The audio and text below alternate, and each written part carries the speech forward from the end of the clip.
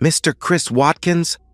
Darn, I thought, but I didn't flinch or miss a beat in my conversation with Kevin the bartender. I had only been back in Texas for 6 months after a 3-year self-imposed exile. How did she find me? And more importantly, why? I didn't turn around or acknowledge him in any way. I was just about to deliver the punchline to a particularly risque joke when I felt a hand on my shoulder. Rob said, "Mr. Watkins, my name is Rob Morgan. I have been hired to find you." I raised an eyebrow at Kevin and turned my head ever so slightly. "Did you want to keep that hand, Robbie?" I felt his hand leave my shoulder, and I turned back to Kevin and delivered the punchline. He laughed heartily and popped another Shiner Bock for me and told me it was on the house as he ambled down to the other end of the bar, still chuckling. Rob continued, "Mr. Watkins, we have a business to discuss." I interrupted him. "My name isn't Watkins, and I have no business with you unless you want to hire me to weld something. If not, well, we have nothing to discuss." "Mr. Watt." That was all he got out before he hit the floor. I put $20 on the bar and, massaging my right hand, waved to Kevin and rose to leave. Rob warned, "Mr. Watkins, you are a hard man to find, and I have no intention of starting my search over again." I looked down at the taser gun he was aiming at me, at my groin no less, the little jerk. And even though he was sprawled on the floor at the time, it was pretty intimidating. As he stood, he wiped a trickle of blood from the corner of his mouth. "I have no qualms about using it, so sit your rear down and let's have a chat." I glanced at Kevin, who was heading our way, and waved him off. He paused, nodded, and then said, "Let me know if y'all need anything, Bill." "Thanks, Kevin, I will." I turned back and looked at the taser-toting jerk. I smirked. "Who on earth packs a taser in Texas?" I chuckled and leaned in a little closer to him. "Do I know you, boy?" Rob replied angrily. "Forget you, Mr. Watkins. Your manners need some work, son. You can't have been raised in Texas. Why don't you call me Bill and then tell me who you are, what the heck you want?" "Bill." "Is it?" "Okay, Bill," Rob said cautiously. "Kevin set us up with a couple of beers and put it on Robbie's tab." I smiled, sat in the nearest booth, and asked, "So why don't you tell me who this Watkins guy is and why you have such a big stick up your rear about him?" "Okay, Bill. We'll play it your way. For the moment anyway," Rob began. "Mr. Chaz Watkins was a successful, wealthy Dallas businessman who disappeared without a trace just over 3 years ago. He is married to a Mrs. Amy Watkins, and they have a daughter, Sarah. She's 23. My name, as I told you, is Rob Morgan. I have been hired to find Chaz Watkins and return him to Dallas." "Really? 3 years, you say, and without a trace? What's that got to do with me? You seem to have mistaken me for him, but I am neither Chaz Watkins nor a successful businessman. My name is Bill Grant. I weld stuff for cash, play a little guitar, badly, and travel some." I had been so careful. Before I left, I paid a lot of money for a completely new identity. Since then, I have grown my hair and beard and lost about 30 pounds of fat and then added about 20 pounds of muscle. Amy wouldn't recognize me if I spat on her. I'd have to remember to put that to the test if I ever saw her again. When I left Dallas, I drove north and west for 3 days, stopped and found a trailer for lease, enrolled in a welding class at a local community college, and started my life over. I left everything but cash in Dallas. A high-paying job, 2 homes, cars, credit cards, keys, cell phone, clothes, and a lying, cheating witch of a wife. I paid cash for a used Ford F-150, registered it in my new name, and drove it to a music store where I bought a used but beautiful Martin Dreadnought. I didn't take anything with me but the clothes on my back. I rarely stayed in one place for more than 6 or 8 months and always paid cash. I didn't have any credit cards or a cell phone. I worked for cash, under the table, didn't file a tax return, and almost always stayed out of trouble. It had to be Sarah. I couldn't cut her out completely. About 15 or 16 months after I bolted, I sent her an email to let her know I was alive. I sent her another before every move from a public library computer just to let her know that I loved her and was thinking of her. I never told her where I was or why I left, and I didn't respond to any of her questions about either subject. She could squeeze that out of her horrible mother. Darn. Well, Bill, sneered Robbie. As I was saying, a little over 3 years ago, Mr. Watkins just up and disappeared, and no one seemed to know anything about it. For the first year or so, the police followed up, rather casually in my opinion, and many suspected he either ran off with another woman or that he was the subject of some foul play on the part of Mrs. Watkins. It was a difficult year for Mrs. Watkins personally, professionally, financially. Rob continued. She had tried to liquidate some of their assets but didn't have a power of attorney and couldn't get Mr. Watkins declared dead, so she was stuck. There was money in the bank but few new funds coming in, so she went through those rather quickly. She hired a lawyer to help her get her husband declared dead. Unfortunately for Mrs. Watkins, about 16 months after her husband's disappearance, their daughter Sarah received an email from someone claiming to be Mr. Watkins. Of course, the daughter was elated, but it made having Mr. Watkins declared deceased a difficult proposition. At that point, the police closed the case, and Mrs. Watkins hired my firm to find one Mr. Chaz Watkins and bring him back to Dallas to face charges of fraud and enable Mrs. Watkins to secure sole access and control to the marital assets. The poor dear, I tittered. She sounds in a pickle. So tell me, Robbie, how do I fit into this little made-for-TV movie? Well, Mr. Watkins, may I call you Chaz? Rob asked. You can call me Bill like everyone else, I replied firmly. I am authorized by the state of Texas to forcibly, if necessary, escort you, Chaz Watkins, to the Dallas County Sheriff to answer to charges of fraud and abandonment. I laughed out loud, much to his annoyance. That's a big mouthful for a little guy, Robbie. Your story is cute, but what fraud has been committed? When did bailing on a lousy marriage become a crime in Texas? And why would the Dallas County Sheriff give a darn? That dog just don't hunt, Robbie. I would say that if you ever do find this Chaz Watkins, you'll have to do a better job threatening him. He doesn't sound stupid to me. Seems to me that convincing him that he should return to Dallas is a long shot, and I suspect that if he just left, he had a good reason. Let me help you out with a little role play, Robbie. Why should he go back? What's in it for him? I'm guessing you'll have to dig pretty deep to come up with an answer to those questions. I emptied my beer bottle and swallowed. You can put your little laser pointer away now, Robbie. Under the table, I pulled the slide back on my Glock. He really ought to pay more attention to people. He lost a little of his color knowing there was a round in the chamber of the 9mm currently pointed at him, and gently placed his taser at the spot on the table I was indicating. I'd like to tell you a story, Robbie, I said. It's a story a friend of mine told me. Oh, I'd say about 3 years ago. You listening? Good. How about a couple more beers and a basket of wings, Kevin? My man, Robbie here is on an expense account. So there was this guy I met about 3 years ago. Let's call him Chaz. He was married to a woman. We'll call her Amy, and they very coincidentally had a daughter named Sarah. This is the story my friend Chaz relayed to me. I can tell you the moment my marriage ended, or at least the moment I knew it was doomed. It was Amy's 50th birthday.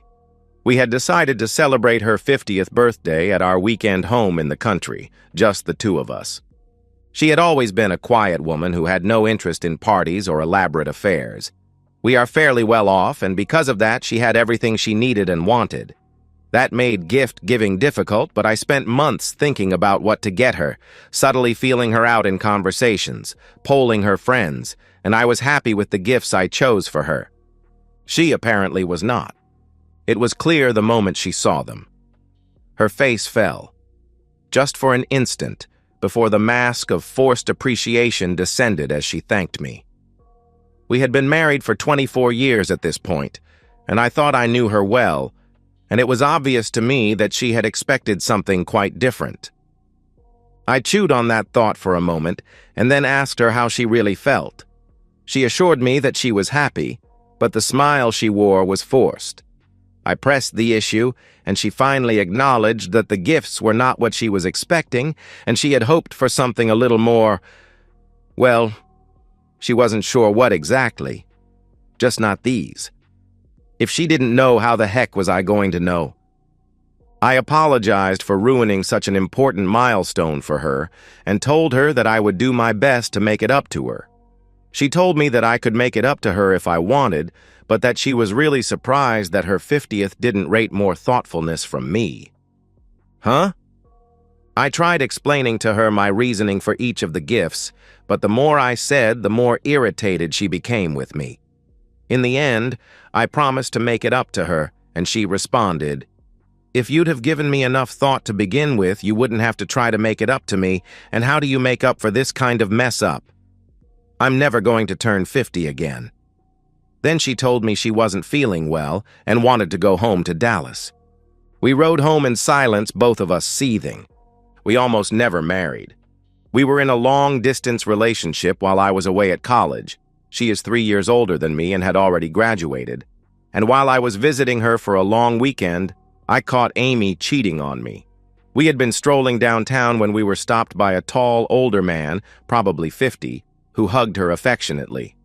Amy introduced the two of us, and when he shook my hand, he smirked at me. He actually smirked. His was a weak handshake, and my father taught me to always be cautious around a man with a weak handshake.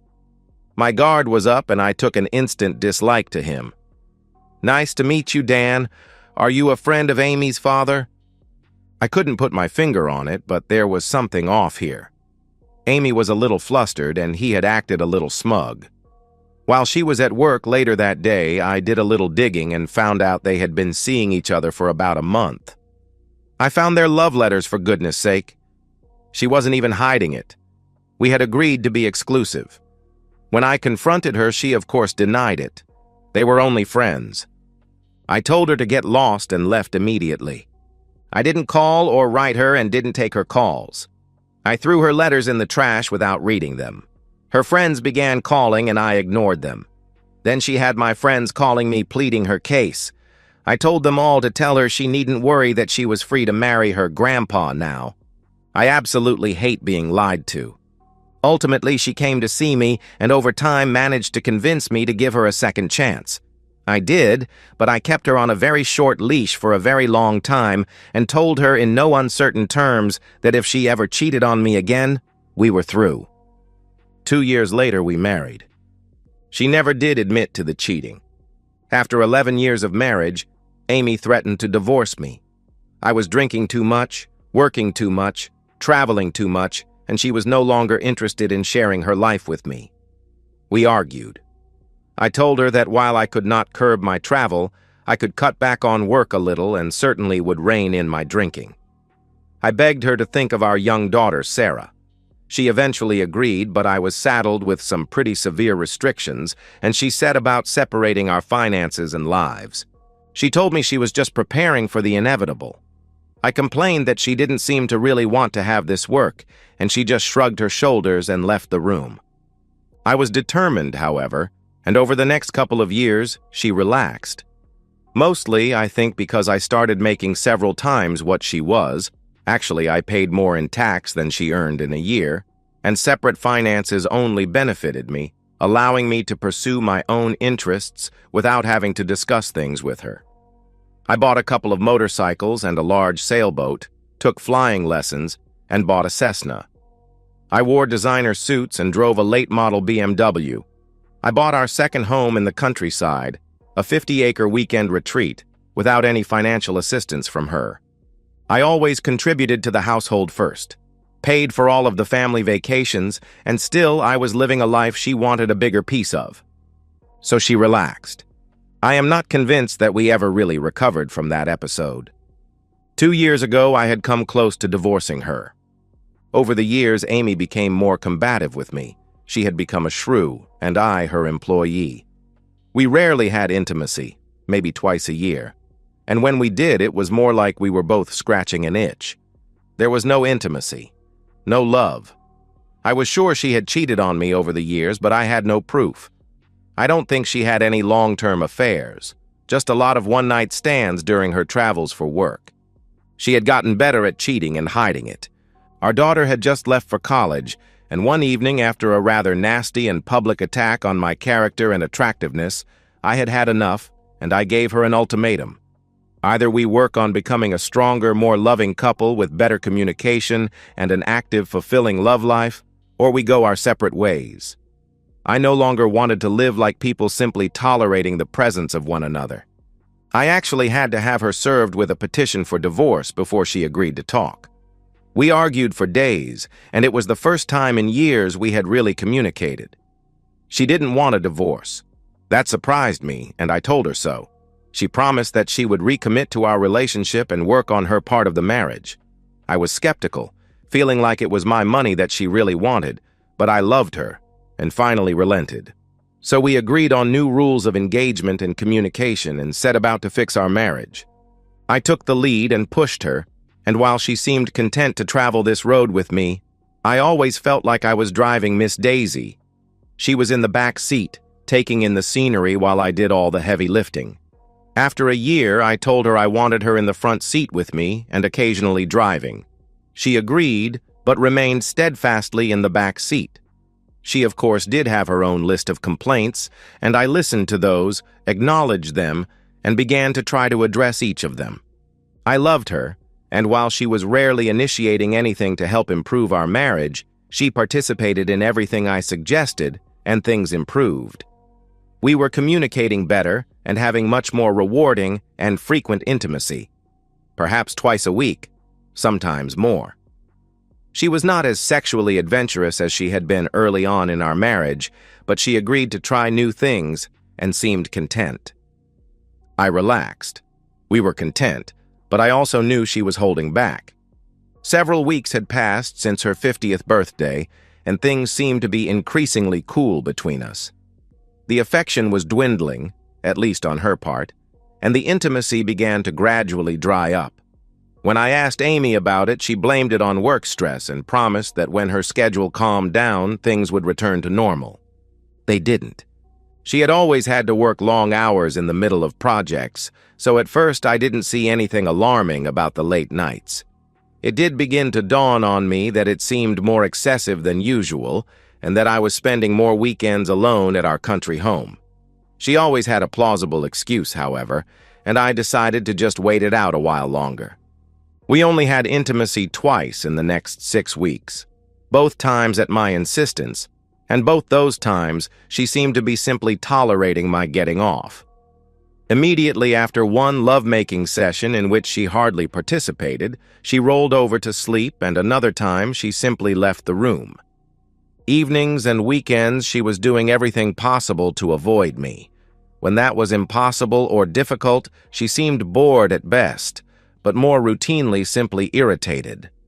I remembered this pattern. The shrew was back.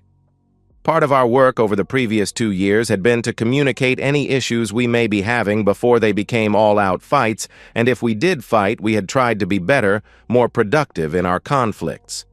Keeping it as impersonal as we could, aiming steadfastly at a resolution, always trying to see the other side. We wouldn't tolerate cop-outs, excuses, or non-participation.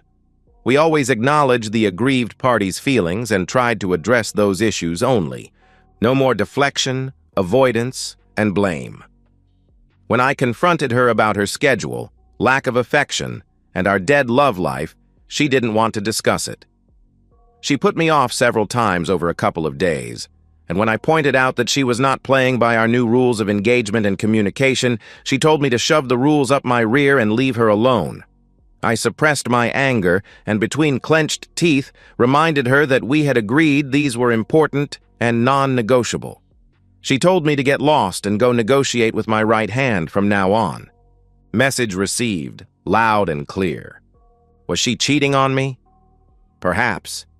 I didn't need to know. Texas is a no-fault state, but I wanted to know. It seemed clear that our marriage was now over, and if that was the case, her cheating made little difference, but I hate being lied to, and this time she would pay for it. I had often reminded her how I felt about fidelity and honesty. I understand that you can't choose who you are attracted to, but you can choose what you decide to do about it. I told her that if she was so attracted to someone else that she couldn't resist being with them, we would divorce first. I would be hurt, but I would respect her for respecting me enough to wait until we were divorced and being honest with me. We could part amicably, sort of, and I promised to do the same for her. I had to know for certain, and I had things to do. Before we had recombined our finances, some 8 years earlier, I had siphoned some of my cash into an investment account. I had also arranged with my employer to have all of my bonuses deposited in that new account. I never told my wife about this, mostly because she wanted to control our finances and I thought I could do a better job investing than she could. It turned out I was right, and my investment portfolio was now very healthy. One of the benefits offered by my long-term employer was tax preparation and filing services, and that was the one area my wife and I never came back together on. At her insistence, 13 years ago, we had begun to file our taxes separately, and she saw no real benefit to changing that, so we didn't. I suspected she was hiding money and decided that allowed me to keep that investment account hidden from her. I had planned to surprise her with the money in our retirement, assuming we made it to retirement. In my mind, if she wasn't cheating and we divorced, I would happily split all of our assets. But if she was cheating, well, that was different. I had to figure out how to protect this money. She would not be rewarded for betrayal and dishonesty. I also had to figure out how to gain control of our joint accounts, sell our Dallas home. It was in my name only, but she loved it. And try to retain our country property. I loved that place.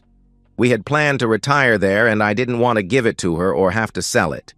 Of course, if it looked like I couldn't save it for myself, I would force its sale before I would allow her to take it. I have paid for it, furnished it, and maintained it for 10 years now. She simply wasn't entitled to it as far as I was concerned. If I had to, I would give her the house in Dallas. I wanted to dump it just because she loved it so much, but I would forego that pleasure if it meant I could keep my country home. This was going to take time, and I wasn't sure that she wasn't going to simply have me served someday soon, so I got to work immediately. The first thing I had to do was see a lawyer. One of my old college buddies was a corporate lawyer here in Dallas. I called him and asked him to meet with me, and he readily agreed. We met at a roadhouse near his office that evening, and over dinner and a couple of beers, I explained my situation and asked for a referral to a family law attorney, as well as his personal and legal thoughts on my situation. His legal advice was sobering. Basically, I was doomed. If I divorced her, there was no way to protect any of my assets from her. No legal means, at any rate. And while Texas still had a healthy good old boy network that frowned on cheating wives, no fault meant I might get a 50-50 split with a small alimony payment to Amy. No matter who did what, if she was cheating on me, then no harm, no foul. Give her half of everything you have and let her move her boyfriend into your house while you pay her alimony. He advised me to, from a legal standpoint where it impacted the status of my marriage, do nothing. I merely blinked at him. He smiled and said, "Don't divorce her. Change the equation. Find out if she's cheating, and if she is, forget her boyfriend, and split with whatever you can take with you. Let her pony up for a divorce and try to recover anything you take with you."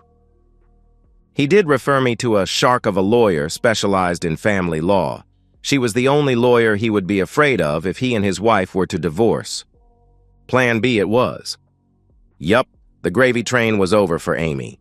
She continued to avoid me, and I let her.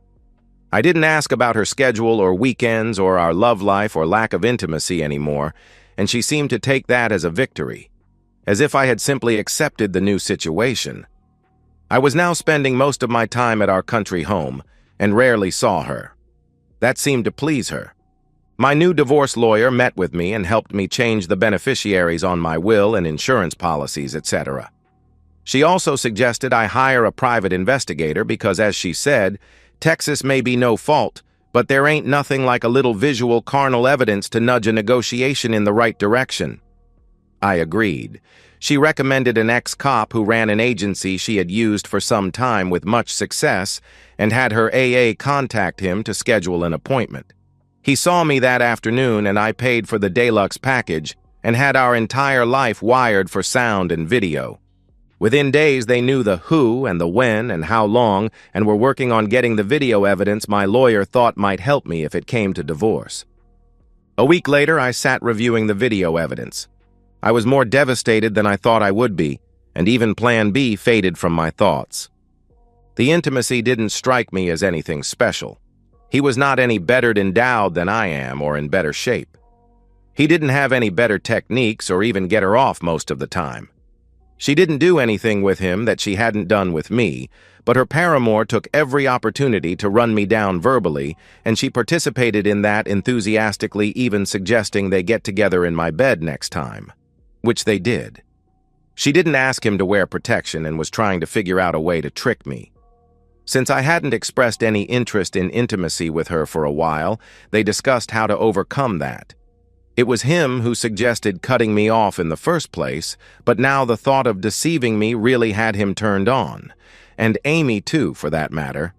I didn't know this woman and wondered if I ever truly had. I felt empty. Knowing your spouse is cheating and seeing your spouse cheat are quite different animals. I had no fight left in me. I had the video evidence sealed and gave it to my lawyer for safekeeping with instructions that it be given to my daughter in the event of my death.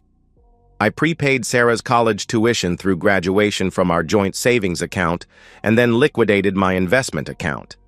I would live on what I had from my investment account, and it would last me for years without being frugal. And now our joint savings account was severely depleted. 2 weeks later, I looked around the house one last time, sighed, and made peace with my decision. I left my keys, cell phone, and wallet on the desk in our foyer where I always left them. I took off my wedding ring and dropped it on the pillow of what was my side of the bed. Let her wonder about that. Then I left. I didn't speak with anyone, I didn't leave any letters. I walked out the front door without even bothering to close it, walked around the corner, got in my new pickup truck, and drove away. 2 weeks later, a 40-something married man and father of 3 was mugged and savagely beaten coming out of a Motel 6. What a cheap jerk. He would walk again, not for a while, and even then with a pronounced limp. A month after the mugging, his wife received a FedEx package with video showing her husband being unfaithful with a woman who looked to be in her early 50s. I understand that a year later they were divorced and he was broke. After I left, I drove aimlessly for 3 days. I didn't really have a plan. I ended up stopping in a small town for lunch one day and decided I'd stay for a while. I found a small community college offering classes in welding and enrolled. Why not? After 12 months, I managed to find work welding for an auto body shop. I only had a year of welding classes, so I couldn't get a real welding gig, but found lots of people willing to hire a guy for cash since it was a lot cheaper than a certified welder, and most welders weren't interested in the little jobs I was taking. I enjoyed my work there for another 4 months before deciding it was time to move on. Over the next 2 years, I drove around the country, stopping in small towns every now and then to get laid and weld something. I was enjoying myself for the first time in years. I had hated my job in Dallas. The money was fantastic, and even though I was a natural and excelled at it, I found it difficult to get up every morning to face another day of it. I did it for my family. Amy expected it, and Sarah deserved it. Amy loved the money, and it meant that she could play the saint working for a not-for-profit and being paid peanuts to help other people. In reality, the organization she worked for was mostly staffed by wives of rich businessmen who wanted something to do and to be seen doing it. All of their fundraising events were covered by the local Who's Who rag, and the dresses the staff wore cost more than most of their patrons earned in a year of hard work. It was pathetic, and most of the money raised went to fund the next charity event. Mostly they helped themselves feel better about themselves. Meanwhile, I busted my rear in a job I hated because I loved my family, and that was what was expected of me. When I left, I decided to only ever do things for myself from that point on. I had relationships with more than a few women over those 3 years. I enjoyed myself and hoped honestly that they did as well, but I was in it for me. I was not going to settle down, and if they became too clingy or difficult, I simply cut them loose. I wanted companionship, not a friend or soulmate. I haven't looked back since and don't intend to. I don't know what became of Amy, the house, or the 50 acres in the country, and I don't care. She chose her path in life, and if she's happy with her decision, then I can live with that. I do secretly hope the witch is miserable and broke, but I won't go out of my way to make it happen. I would like to see my daughter again someday, but only if she can promise not to let Amy know. So far, she is having a difficult time making that promise. I keep hoping. As I understand it, Robbie, I said, my friend is happy now. He left a cheating woman and a miserable job behind and doesn't give his awful wife a spit of thought. Why would he go back? So he can pay for her to mistreat him and let her make him miserable again? That just don't make no sense to me. He's happy, healthy, and wealthy in all the areas that matter. I continued. His wife and his marriage to her made him miserable. When he finally woke up and gave up, he realized the only two good things that came out of it were his daughter and eventually his freedom. He realized, finally, that he was the only one in the marriage, really. His wife brought very little and nothing else. Do you know, he told me that after he left and met a few other women, he came to realize that even what she brought wasn't all that special. He knew in retrospect that she never, not once, brought her A-game to the marriage. She played him for 24 darn years. That just don't sound like anything worth staying for, or going back to. "Hey, Kev, how about a couple more beers here?" I called out. He told me he felt his wife was a card-carrying narcissist, and so he figured the cruelest thing he could do to her is pay no attention to her. He didn't want her to see his pain so she could feed on it and feel like she mattered because of it. Indifference was the key. That would hurt her. But how could he be around her and be indifferent? He decided if he just left everything he would be telling her, not only was he indifferent about her, but about their entire life together. He figured it might take years, but she would eventually falter and fail, and in that, he would win. Robbie sighed, nodded. "You're an interesting character, Bill, and that's a good story. Where's your buddy these days?" I shrugged my shoulders. Who the heck knows, Robbie? Finding companionship and welding something somewhere. Definitely not working his rear off for an ungrateful, cheating woman. My bet is he's probably in Wisconsin. He told me he always wanted to see Wisconsin. Wherever he is, I'm sure he's as happy as can be and not looking to change anything. Say, why doesn't your friend Mrs. Watkins just file for divorce under abandonment? Wouldn't it give her the control of the marital assets she seems to want so badly? Seems to me an easy fix to her problem, and then you could stop looking for this Chaz guy and upsetting complete strangers in the process. There are no longer any assets to gain control of, Bill, Rob explained. She tried to file under abandonment, but because she tried to have him declared dead first, by the time she got around to filing, she had lost the house, the country property, and her job. You don't say? What happened and why you still looking for this guy? Well, she ran out of money. She couldn't afford the properties on her salary, and because she couldn't sell them both, properties went into foreclosure. The house was bought by an older retired couple, and the country estate by a company called CWW LLC. They are some kind of metal arts consulting company. Mrs. Watkins lost her job when it was discovered she was having an affair with a married employee. Wow, she sure does have wandering eyes, don't she, Robbie? He nodded. Well, I sure am sorry I wasted your time, Bill, but I did almost enjoy meeting you. He fished $40 out of his wallet, threw it on the table, rose, and extended his hand to me. No hard feelings? None, I said. But you should be more careful who you upset in future. You're lucky I'm such a patient guy. He laughed as he turned to go. He took about 6 steps before stopping, and without turning, he asked, Bill? Yes? For what it's worth, Amy still loves him. She's sorry and had hoped to get him back. She is depressed, drinks too much, and is not doing well. Women like her don't really know what love is, Robbie.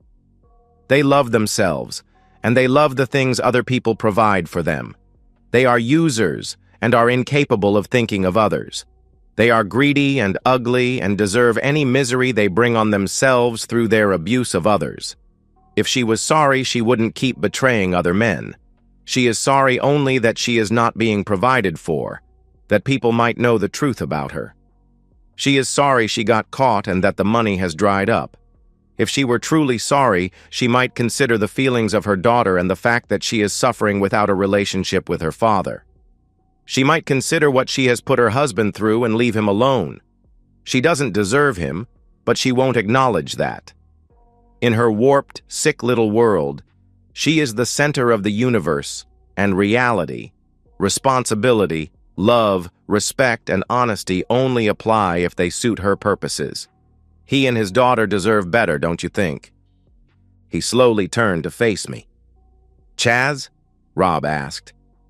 "Yes, Bob?" I replied. "Wisconsin gets cold in the winter, but I do know that Sarah loves it there. Maybe CWWLLC should relocate their office to Racine."